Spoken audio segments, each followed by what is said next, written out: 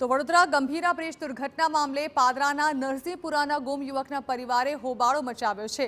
22 વર્ષીય વિક્રમ પઢિયાનો મૃતદેહ ન મળતા પરિવારમાં રોષ જોવા મળ્યો છે।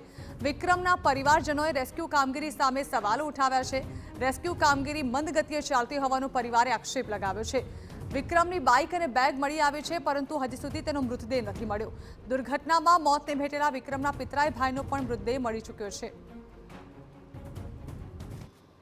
મેં તંત્રને રજૂઆત કરી કે રેસ્ક્યુ ઓપરેશન ચાલુ રાખો તો અમારો દીકરો મળી જાય। અત્યારે રેસ્ક્યુ કામગીરી બંધ છે।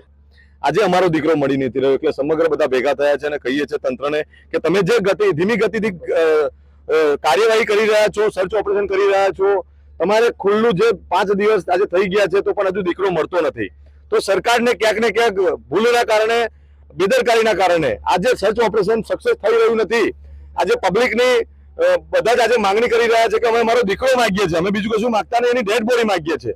પ્રશાસન દ્વારા 2 દિવસથી એકદમ ધીમી ગતિથી કામગીરી કરવામાં આવી રહી છે। છેલ્લા 1.5 દિવસથી જે પ્રમાણે રેસ્ક્યુ એટલે કે એની શોધખોળ જે મિસિંગ છે અમારો તાલુકાનો દીકરો, એની જે પ્રમાણે ગતિ હોવી જોઈએ રેસ્ક્યુ કામગીરી શોધખોળ કરવાની, એ તદ્દન આમ જોઈએ એકદમ ગોકળ ગતિ એ કામગીરી કરી। રેસ્ક્યુ કામગીરી ચાલુ છે બંધ છે? અત્યારે તો બંધ જેવી પરિસ્થિતિમાં છે। અને જવાબદાર અધિકારી પણ અહીંયા કોઈ આજે હું અત્યારે અહીંયા સવારે 3-1 કલાકથી અમે લોકો અહીંયા છે, પરંતુ કોઈ અધિકારી પણ એવો અહીંયા હાજર નથી। આશાસ્પદ યુવાનનું મૃતદેહ આજે 5 દિવસ થયા તેમ છતાંય મૃતદેહ નહીં મળી શકતું, તો આ સંવેદનશીલ સરકારની સંવેદના કઈ ગઈ?